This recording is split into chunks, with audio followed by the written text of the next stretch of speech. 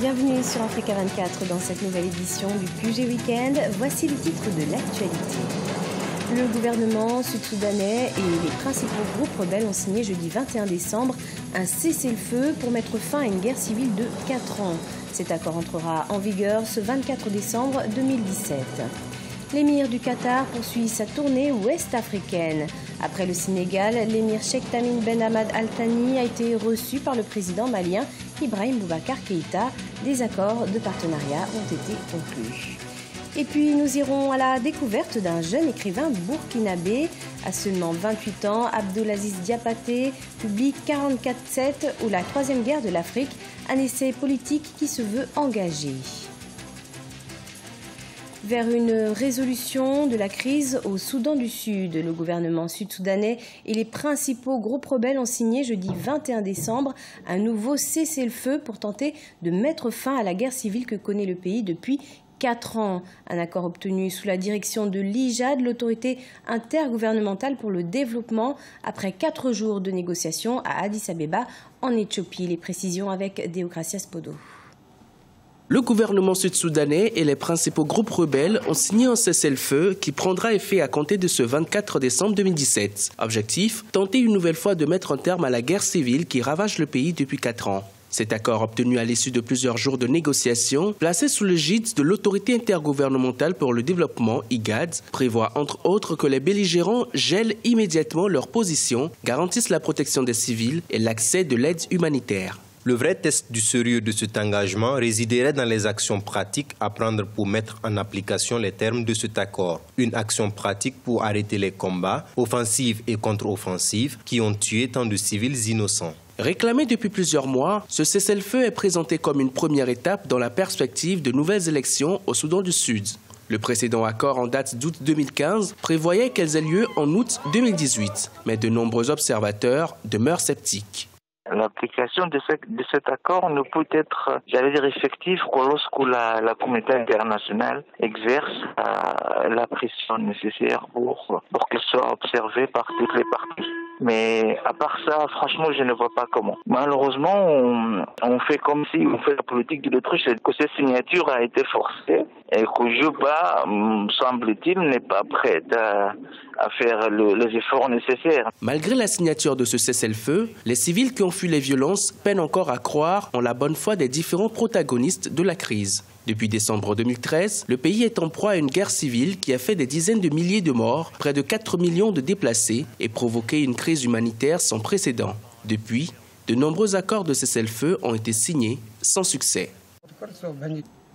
Le président malien Ibrahim Boubacar Keïta a reçu jeudi 21 décembre l'émir du Qatar, Cheikh Tamim Ben Hamad Al Thani, dans le cadre de sa tournée en Afrique de l'Ouest.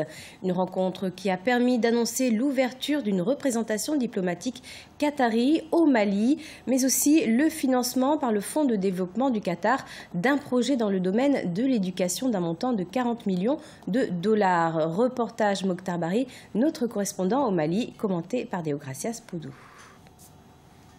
L'émir du Qatar, Cheikh Tamim Ben Hamad Al Thani, dans le cadre d'une tournée qui le conduit dans 6 pays d'Afrique de l'Ouest, a effectué une visite de quelques heures au Mali jeudi 21 décembre 2017.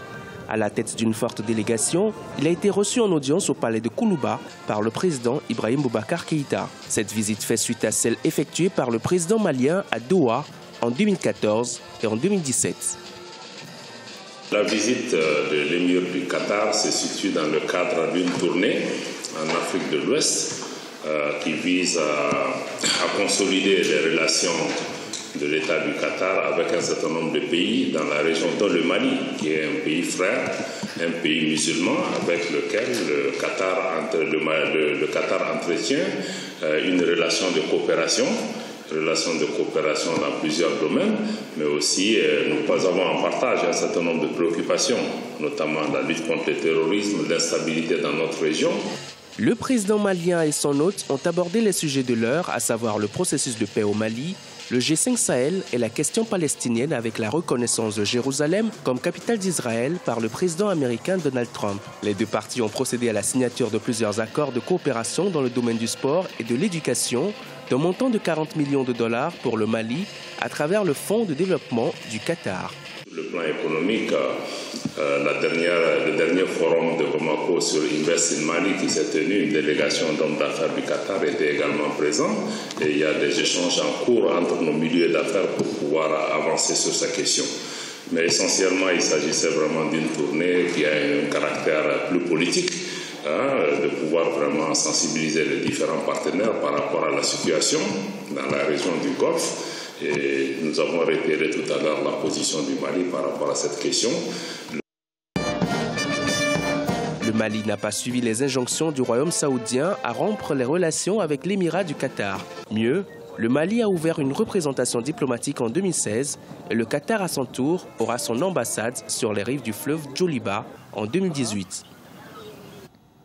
Et sachez que dans le cadre de sa tournée ouest-africaine, l'émir du Qatar s'est rendu ce vendredi 22 décembre à Abidjan, en Côte d'Ivoire.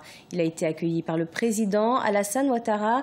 Les pays ont signé 4 accords de coopération portant notamment sur le soutien à la jeunesse, la culture et le sport, ainsi qu'un accord offrant un droit de survol de l'espace aérien des 2 pays. En République démocratique du Congo, la Banque de commerce et du développement de l'Afrique de l'Est et australe intègre le marché financier national. L'institution financière du COMESA s'installera avec un capital d'investissement de 5 milliards de dollars. Un sujet de Jacques Amboka, notre correspondant en République démocratique du Congo, commenté par Sharon Camara. La TD Bank, la Banque de commerce et du développement de l'Afrique de l'Est et australe, prend place dans le marché financier de la République démocratique du Congo.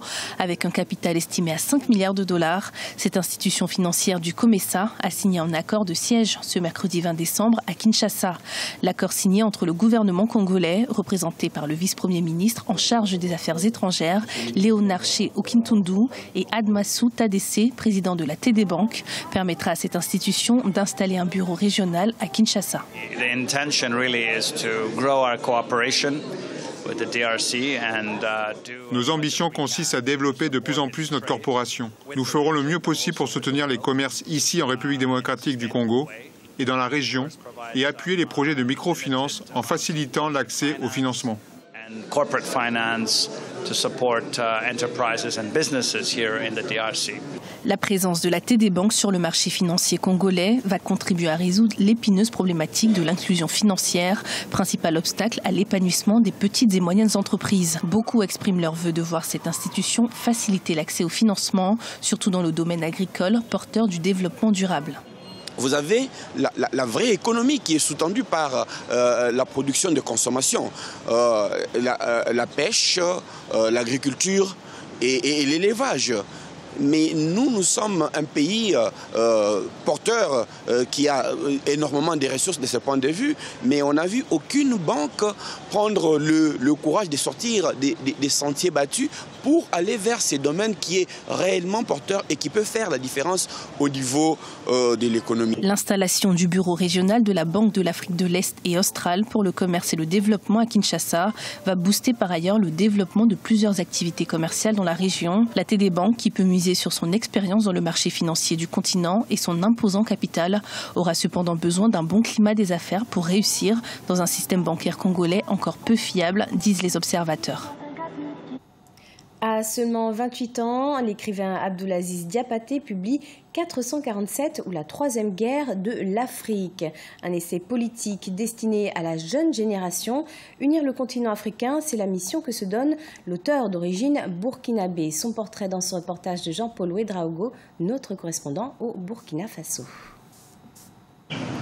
Burkinabé vivant à Dakar au Sénégal, Abdoulaziz Diabaté décrit l'écriture comme une passion. Auteur de 447 ou la troisième guerre de l'Afrique, son combat pour l'unité du continent, il le justifie dans cet essai politique par la mission qu'a chaque jeunesse vis-à-vis de l'histoire. Une mission qui, pour le jeune étudiant, est une guerre de bon droit contre les nombreux maux qui minent la jeunesse africaine. Ce livre est un instrument qui permet ou qui permettra naturellement à chaque jeune Africain d'avoir une nouvelle conviction pour sa propre vie et pour la vie de son pays. 447 ou la troisième guerre de l'Afrique est une œuvre méticuleusement élaborée selon l'auteur. Pour lui, au-delà des mots, ce qui compte dans ce travail d'écriture destiné aux jeunes Africains, c'est l'art de décrire nos sociétés.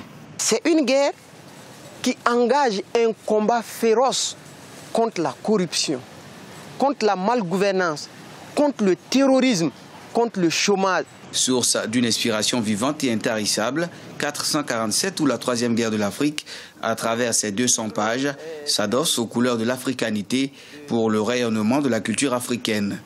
Tout comme cet essai, l'auteur peu à peu tente de se construire une bibliographie. Il a à son actif une dizaine de livres déjà écrits, dont 4 en cours d'édition. C'était le journal de la rédaction. Merci de l'avoir suivi. Retrouvez dans un instant une nouvelle édition de l'information sur Africa 24.